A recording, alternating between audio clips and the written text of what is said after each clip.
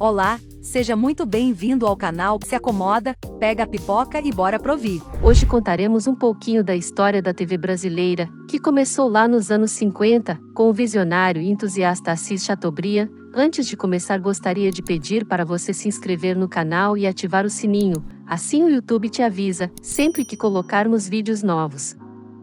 Em 1944, o jornalista e empresário Francisco de Assis Chateaubriand, curiosamente parou em frente a um estranho aparelho enquanto visitava os escritórios da RCA. Durante 30 anos, eu nunca tinha visto algo assim em frente dos diários e emissoras associados, o maior grupo de comunicação do Brasil na época. Em um salão apresentando inovações tecnológicas do setor, ele perguntou ao presidente da empresa, David Sarnoff, como tudo acontecia. É uma câmera de TV. Quero dizer, imagens eletrônicas. Na época, apenas os Estados Unidos, Reino Unido e França tinham estações de TV. Imediatamente, Chateau, como era apelidado, quis encomendar equipamentos para formar o seu próprio. No Brasil? Isso não vai dar certo. Por que você não investe em novos recursos para o seu rádio? Disse Sarnoff. O ceticismo americano só motiva mais os jornalistas.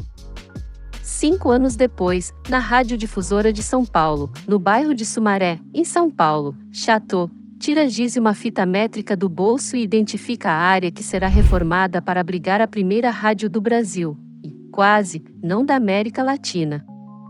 XHTV do México estreou um mês antes. A TV Tupi já tem nome nativo. Chateaubriand afirma ser um admirador dos povos indígenas do Brasil. O próximo passo é organizar a equipe. A maioria dos artistas são de grupos de rádio e teatro. Com a impossibilidade de gravar e editar apresentações, as fitas de vídeo seriam implantadas em uma década. A TV inicialmente emprestou a dinâmica do trabalho ao vivo dos teatros e fez muita improvisação. A migração de profissionais é um movimento natural. Meu contrato dizia que eu era radialista. Quando surgiu a TV, pegamos o jornal e escrevemos, e da Tupi TV, disse a atriz, escritora e diretora Vida Alvaz. Depois vieram outros entusiastas da nova mídia. Foram roteiristas e diretores como Walter George Darst, Walter Foster e José Bonifácio de Oliveira Sobrino. Pegamos um brinquedo e começamos a brincar, diz o radialista Cassiano Gabus Mendes. Aos 23 anos, foi contratado como diretor artístico da emissora, conduzindo a tão esperada estreia. As expectativas eram tão grandes que ninguém pensou nos detalhes. Poucas semanas antes da inauguração prevista para 18 de setembro de 1950, o diretor e engenheiro da rede americana NBC, Walter Obermuller, veio ao Brasil para acompanhar os ajustes finais do projeto. Logo, ele quis saber quantas TVs haviam sido vendidas, para estimar as audiências potenciais, transmissões até 100 km de São Paulo. Surpreso ao ver a equipe técnica se olhando, alguém já pensou nisso? Doutor Assis, o senhor investiu 5 milhões de dólares na TV Tupi, sabe quantas pessoas vão assistir ao seu programa a partir do dia 18? 0. Sim, 0, ninguém, disse Walter ao jornalista, segundo Fernando Moraes do Chateau, o rei do Brasil. Na época, Chateau queria importar o equipamento dos Estados Unidos. Mesmo em caso de emergência, os trâmites burocráticos só conseguem levar a mercadoria à cidade em 2 meses. Sem se dar por vencido, recorreu ao contrabando para trazer 200 receptores. E amanhã, camaradas? Após a cerimônia de abertura na data marcada, produtores e artistas se dirigiram à cantina do Romeu na Via Pamplona para comemorar. Durante o brinde, Gabus Mendes disse certa vez ao colega, e amanhã? Amanhã não temos programa para ir ao ar. A receita da equipe era absolutamente inovadora e improvisada. O consenso era que a TV Tupi não tinha funcionários, mas era composta de camaradas, uma crença que evitava todo mundo com capital limitado, tecnologia nascente e inexperiência com carros novos.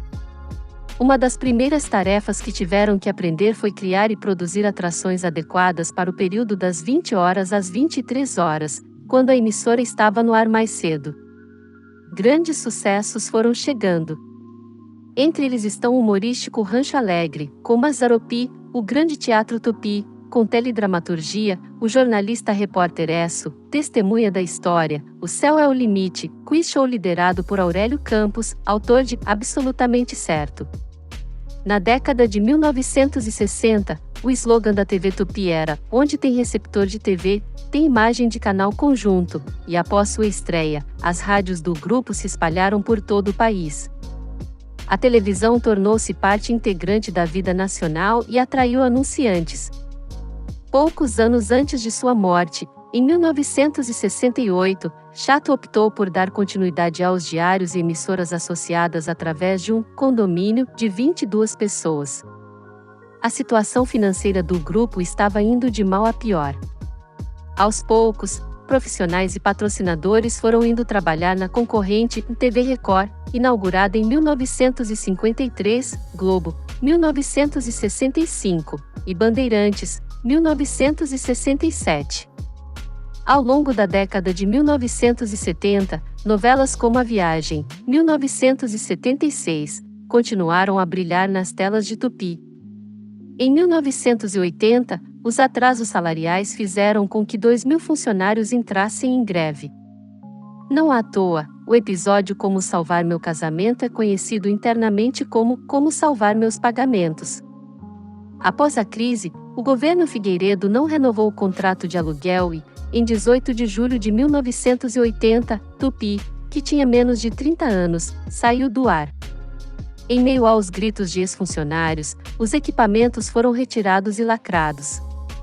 Partes da rede foram divididas entre o Grupo Silvio Santos, que criou a TVS e posteriormente se tornaria o SBT, em 1981, e o Grupo Bloch Editores, que criou a Rede Manchete em 1983.